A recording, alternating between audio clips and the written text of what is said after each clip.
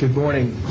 My name is Carl Wolf, and I was a precision electronics photographic repairman with a top secret crypto clearance in the United States Air Force. I was stationed at Langley Air Force Base in Virginia. In 1965, in mid-1965, I was loaned to the Lunar Orbiter project at NASA on Langley Field. Dr. Colley was in charge of that project.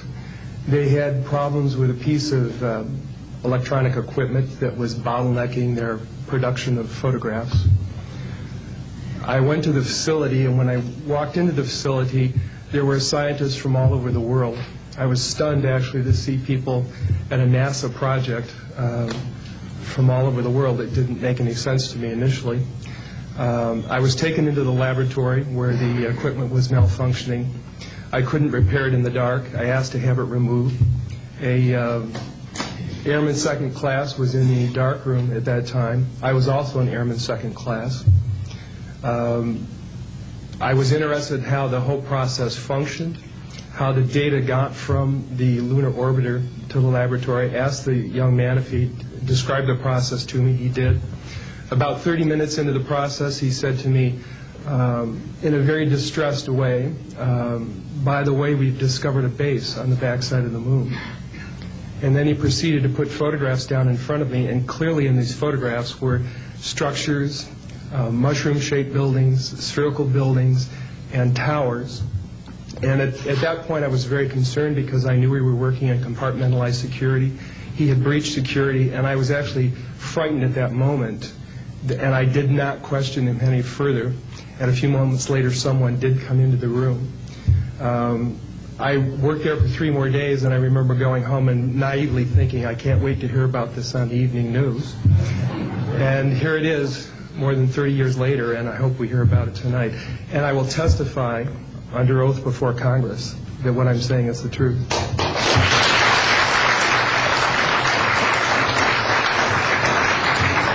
Thank you, Carl. Good morning, everyone.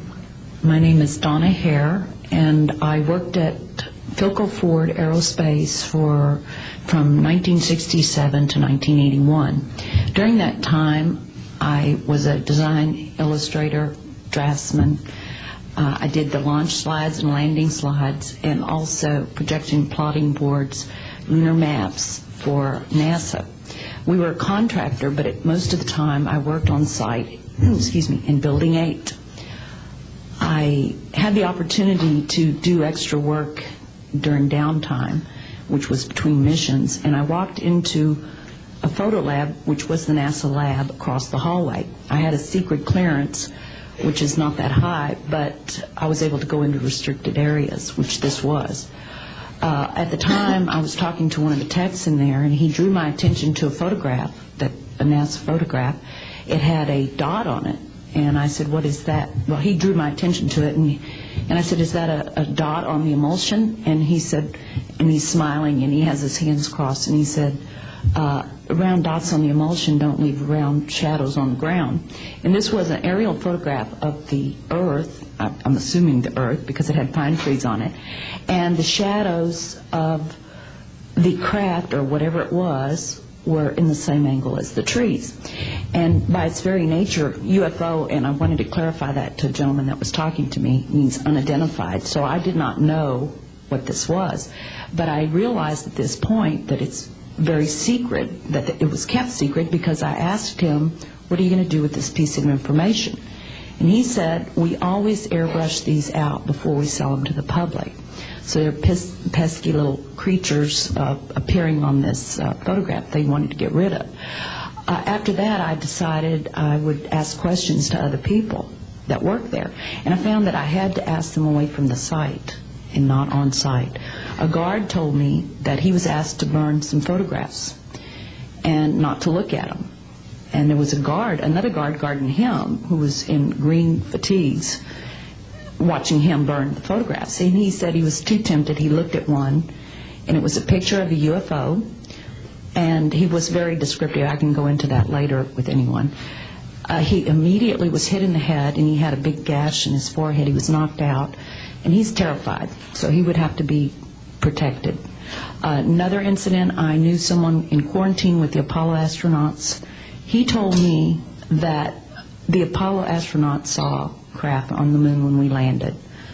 And that is what he told me. And he also was afraid, he said that the astronauts are told to keep this quiet. They're not allowed to talk about it. So I do want to let you know that I worked out there for a number of years, and I ran into this. So it's not something everyone knows that works out there for a long time. My boss didn't know about it. Some people that sat right next to me didn't know about it. It's very strange because I don't know how they can do it, but they can let some people know about it and then others not.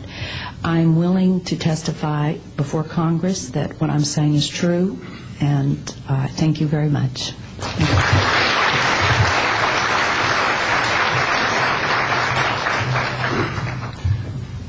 Good morning, ladies and gentlemen, and members of the press. My name is Larry Warren. 20 years ago, in 1980, I was a security specialist assigned to RAF Bentwaters, Woodbridge, NATO Air Force facilities in Suffolk, East Anglia. I had a secret security clearance. I guarded our backline nuclear weapons that were stored there at the time without the knowledge of the people of Great Britain. I went through a portion of a 3-night UFO event where objects made incursions over our WSA, fired pencil-thin beams of light into them, and adversely affected the ordnance, possibly. These objects were on the ground on 2 different nights. Potentially there was another life form seen. This is an unpopular truth. These events were of extreme defense significance to not only Her Majesty's government, but this government as well, and they are still shrouded in secrecy. They are very complex, they are very vast. This is more about a human rights issue than just a UFO issue. 20 years ago, this room would be empty. I see a turn in history. This is history in motion, but unfortunately it's history with the security classification. I would be more than honored to swear under oath that I experienced what I did, I saw what I saw.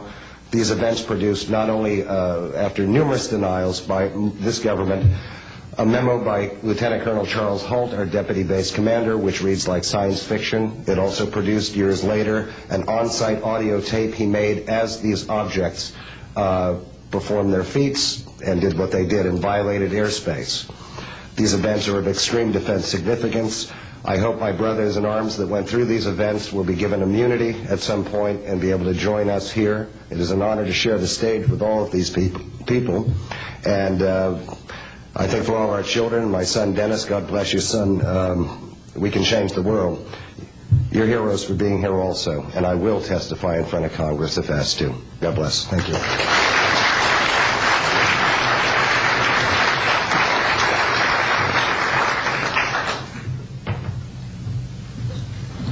My name is George Filer III.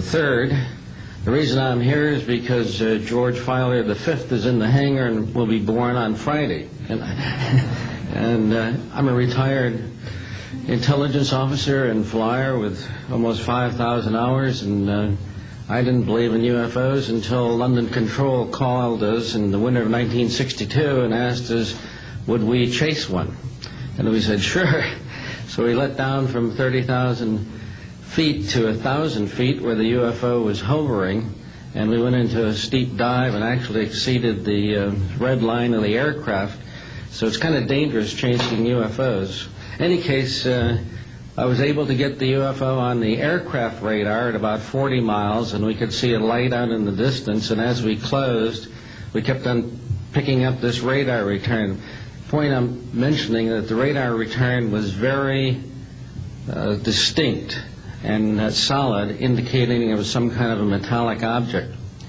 We got about a mile from the UFO, and it kind of lit up in the sky and went off into space, very similar to what the shuttle looks like when it takes off. Later on, I was working in intelligence in Vietnam. I briefed General Brown about UFOs when I was in 21st Air Force, McGuire Air Force Base. Briefed General Glau about a UFO over Tehran, Iran in 1976. that two F-4s from the Iranian Air Force had taken off and tried to intercept the UFO, and when they turned on their fire control systems, they immediately went on, all the electrical systems went out, the planes had to return to base.